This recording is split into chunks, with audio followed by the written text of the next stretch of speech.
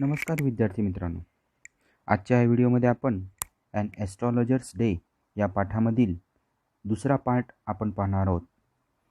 कालच्या व्हिडिओमध्ये आपण हा जो ॲस्ट्रॉलॉजर आहे म्हणजे जो भविष्य सांगण्याचं काम करतो तो आपला व्यवसाय रस्त्यावरती बसून करत असतो.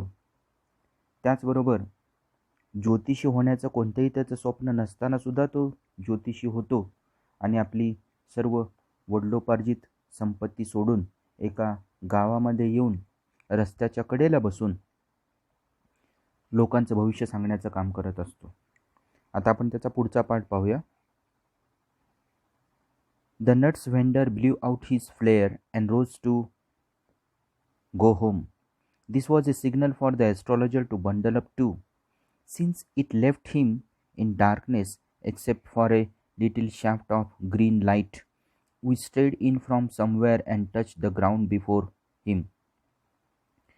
He picked up his cowrie shells and paraphernalia and was putting them back into his bag when the green shaft of light was blotted out. He looked up and saw a man standing before him. He sensed a possible client and said, "You look so careworn. It will do you good to sit down for a while and chat with me." The other grumbled some reply vaguely. The astrologer pressed his invitation, whereupon the other thrust his palm under his nose, saying, "You call yourself an astrologer?" The astrologer felt challenged and said, tilting the other's palm towards the green shaft of light, "Yours is a nature." "Oh, stop that," the other said. "Tell me something worthwhile." Our friend felt piqued. "I charge only 3 pies per question, and what you get ought to be good enough for your money." At this the other withdrew his arm, took out an anna and flung it out to him, saying, "I have some questions to ask. If I prove you are bluffing, you must return that anna to me with interest." हा जो astrologer आहे तो ज्या रस्त्यावरती बसून लोकांचं भविष्य सांगण्याचं काम करत असतो, आपल्याला माहिती आहे की त्याच्याच बाजूला शेंगा त्याची विक्री करणारा एक व्यक्ती आहे. मग तो शेंगा विक्रेता काय करतो की आपली मशाल विझवतो आणि घरी जाण्यासाठी निघतो आणि तो ज्योतिषालासुद्धा आवर्त घेण्याचा थोडक्यात इशारा देत असतो, कारण आता खूप अंधार पडत चाललेला आहे. तरीसुद्धा कुठून तरी एक हिरवट असा प्रकाश त्या त्या ॲस्ट्रॉलॉजरच्या दिशेने येत असतो. हा ॲस्ट्रॉलॉजर शेवटी काय करतो, त्याच्याजवळ असणारं सर्व साहित्य, मग त्याच्यामध्ये कवड्या उचलतो, इतर सगळं साहित्य गोळा करतो आणि आपल्या गाठोड्यामध्ये भरू लागतो आणि तेवढ्यातच त्याच्या दिशेने येणारा हा हिरवा प्रकाश कुठेतरी अडवला जातो आणि तो वर पाहतो तर एक व्यक्ती त्याच्यासमोर उभा राहिलेला असतो. ते संभाव्य गिराईक असल्याची त्याला जाणीव होते आणि तो ज्योतिषी त्याला म्हणतो, "आपण चिंतेत दिसताय. तुम्ही थोडा वेळ खाली बसा आणि माझ्याशी बोललात तर कदाचित तुम्हाला बरं वाटेल." त्या व्यक्तीने स्पष्टपणे नकार दिला की मी इथे बसणार नाही. तो ज्योतिषी पुन्हा त्यांना आग्रह करतो आणि त्यांना बसण्याची विनवणी करतो. तर तो व्यक्ती त्यांना म्हणतो की तू स्वतःला ज्योतिषी समजतोस? ज्योतिषाला मात्र हे आव्हान वाटतं. त्याचा तळहात हिरव्या प्रकाशाच्या दिशेने धरत ज्योतिषी त्याला म्हणतो, "तुझा स्वभाव हे ते बंद कर." ती व्यक्ती त्याला म्हणते, "मला महत्त्वाचं काहीतरी सांग." ज्योतिषी म्हणतो, "मी प्रत्येक प्रश्नाला 3 पैसे घेतो आणि तुम्हाला जे सांगायचं आहे त्यासाठी पुरेशा पैशांची गरज आहे." त्याचबरोबर तो व्यक्ती त्याचा हात पाठीमागे घेतो आणि 1 आणा बाहेर काढतो आणि ज्योतिषाकडे भिरकावत त्याला म्हणतो, "मला काही प्रश्न विचारायचे आहेत, पण जर मला वाटले की तू लबाडी करत आहेस तर व्याजासहित 1 आणा तुला परत करावा लागेल." "Wrong," said the stranger. "This pact was accepted after a little further argument." "जर माझ्या उत्तराने तुझे समाधान झाले तर तू मला 5 रुपये देशील का?" तो ॲस्ट्रॉलॉजर त्याला विचारतो. तो म्हणतो, "नाही." "मग ठीक आहे, मग तू मला 8 आणे तरी देशील का?" तो म्हणतो, "ठीक आहे." पण जर तू चुकीचं सांगितलंस तर तू मला दुप्पट पैसे द्यायचे. ती अनोळखी व्यक्ती त्याला सांगते. ह्या दोघांच्या मध्ये वादविवाद होतो. आणि पुढे काय होतं बघा. The astrologer sent up a prayer to heaven as the other lit a cheroot. The astrologer caught a glimpse of his face by the matchlight. There was a pause as cars hooted on the road, Jutka drivers swore at their horses, and the babble of the crowd agitated the semi-darkness of the park. The other sat down, sucking his cheroot, puffing out, sat there ruthlessly. The astrologer felt very uncomfortable. Here, take your Anna back. I am not used to such challenges. It is late for me today. He made preparations to bundle up. The other held his wrist and said, You can't get out of it now. You dragged me in while I was passing. The astrologer shivered in his grip, and his voice shook and became faint. Leave me today. I will speak to you tomorrow.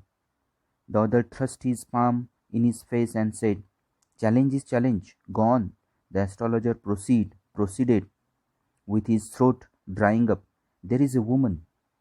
तो astrologer त्याला काहीतरी सांगण्याचा प्रयत्न करतो. तो म्हणतो की ठीक आहे, तू मला 8 आणे देण्याचा प्रयत्न कर. परंतु तो व्यक्ती म्हणतो, तू जर काही चुकीचं सांगितलं तर मला दुप्पट पैसे द्यावे लागतील.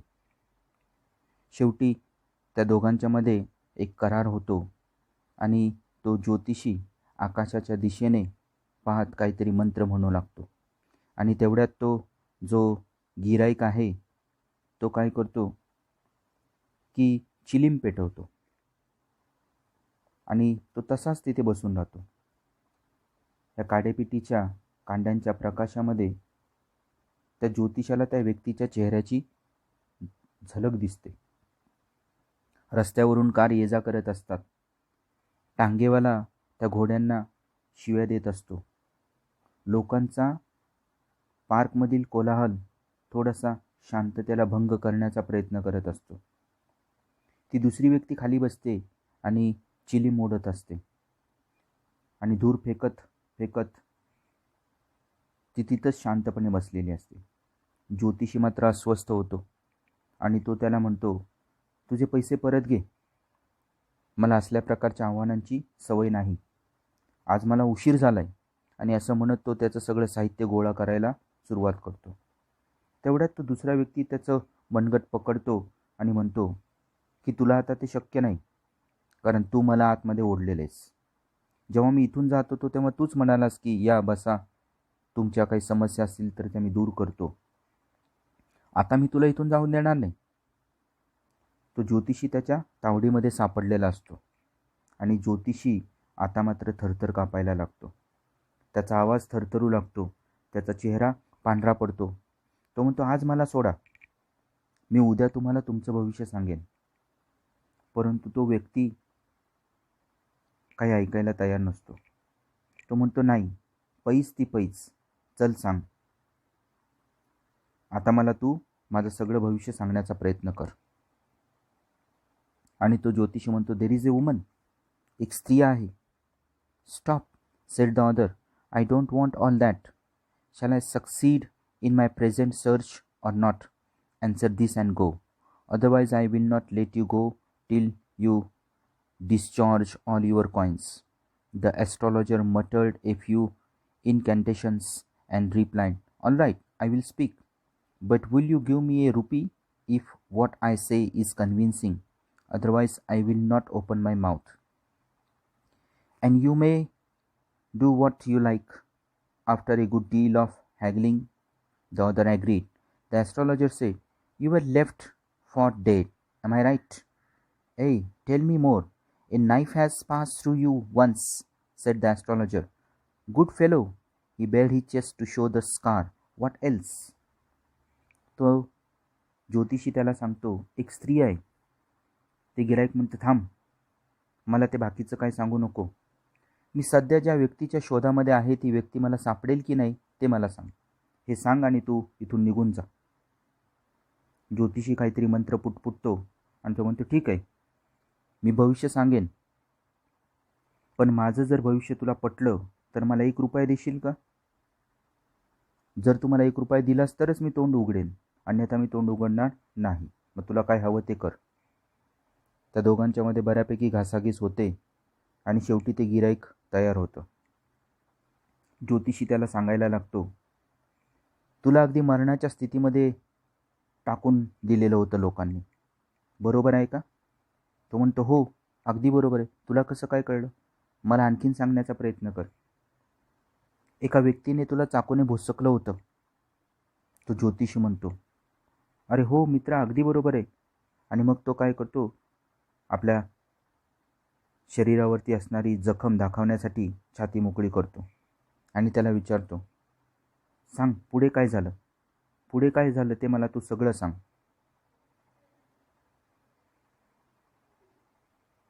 आणि तो ज्योतिषी त्याला पुढे सांगत जातो. ज्योतिषी म्हणतो,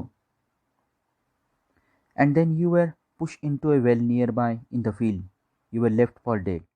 आणि ती माणसं तुला जवळच असणाऱ्या विहिरीमध्ये टाकून देतात आणि मरणाच्या अवस्थेमध्ये सोडून तिथून निघून जातात. I should have been dead if some passer by had not chance to peep into the well, exclaim the other, overwhelmed by enthusiasm. When shall I get at him? He asked, clenching his fist. In the next world, answered the astrologer. He died 4 months ago in a far off town. You will never see any more of him. The other groaned on hearing it. The astrologer proceeded. Guru Nayak. You know my name? The other said, taken aback. As I know all other things, Guru Nayak, listen carefully to what I have to say. Your village is 2 days' journey due north of this town. Take the next train and be gone. I see once again great danger to your life if you go from home. He took out a pinch of sacred ash and held it to him. Rub it on your forehead and go home. Never travel southward again, and you will live to be 100. Why should I leave home again? The other said reflectively. I was only going away now and then to look for him and to choke out his life if I meet him. He shook his head regretfully. He has escaped my hands. I hope at least he died as he deserved. Yes, said the astrologer, he was crushed under a lorry. The other looked gratified to hear it. आणि तो ज्योतिषी त्याला सांगत असतो की तुला मरणाच्या दारामध्ये टाकून ते सगळेजण निघून जातात. मग तो व्यक्ती त्याला सांगतो की हो, तुझं अगदी बरोबर आहे. आणि योगायोगाने काही वाटसरू तिथून जात असतात आणि ते विहिरीमध्ये डोकावून पाहतात आणि मग ते मला वाचवण्याचा प्रयत्न करतात. जर त्या वाटसरूंनी विहिरीमध्ये डोकावून पाहिलं नसतं तर कदाचित मी जगलोसुद्धा नसतो. मी जो वाचलेला आहे तो केवळ त्या वाटसरूंच्या मुळेच. तो व्यक्ती त्याला म्हणतो की मी त्या माणसाला केव्हा पकडेन? पुढच्या जन्मी. तो ज्योतिषी त्याला सांगतो की या जन्मामध्ये तुला ते शक्य नाही, कारण तो 4 महिन्यापूर्वीच एका दूरच्या शहरामध्ये मेला. तू त्याला आता कधी भेटू शकणार नाहीस. ज्योतिषी त्याला पुढे सांगतो, गुरु नायक. त्या व्यक्तीला आश्चर्य वाटतं. तो म्हणतो, तुला माझं नाव कसं काय माहीत? मला सर्व काही माहीत आहे गुरु नायक, म्हणून मी काय सांगतो ते तू काळजीपूर्वक ऐक. तुझं गाव या शहराच्या उत्तरेला 2 दिवसाच्या प्रवासा इतकं दूर आहे. पुढचीच रेल्वे पकड आणि इथून निघून जा. जर तू घराबाहेर राहिलास तर तुझ्या जीवाला धोका आहे, हे मला स्पष्ट दिसतंय. ज्योतिषाने नंतर एक चिमूटभर भस्म त्याच्या हातामध्ये घेतलं आणि त्याच्यापुढे ते धरलं आणि तो त्याला म्हणतो की हे तुझ्या कपाळाला लाव आणि घरी जा. दक्षिणेच्या दिशेला कधीही प्रवास करू नकोस, मग तू 100 वर्ष तुझं आयुष्य जगशील, अन्यथा तुला मरणाला सामोरं जावं लागेल. तो म्हणतो, मी यापुढे घर कशासाठी सोडेन? मी अधूनमधून त्याच्या शोधासाठी बाहेर पडत होतो आणि जर तो भेटला तर त्याचा जीव घ्यायचा होता. परंतु तो माझ्या हातातून निसटला. त्याच्या कर्माप्रमाणे तो मेला असावा. त्याला त्याच्या कर्माची फळं मिळाली. तो ज्योतिषी त्याला म्हणतो, हो, तो एका ट्रकखाली आला आणि अक्षरशः तो चिरडून मेला. इतकं वाईट मरण त्याच्या वाट्याला आलेलं आहे. The place was deserted by the time the astrologer picked up his articles and put them into his bag. The green shaft was also gone, leaving the place in darkness and the silence. The stranger had gone off into the night after giving the astrologer a handful of coins. It was nearly midnight when the astrologer reached home. His wife was waiting for him at the door and demanded an explanation. He flung the coins at her and said, "Count them. One man gave all that." 12.5 annas, she said, counting. She was overjoyed. "I can buy some jaggery and coconut tomorrow. The child has been asking for sweets for some many days now. I will prepare some nice stuff for her. The swine has cheated me. He promised me a rupee," said the astrologer.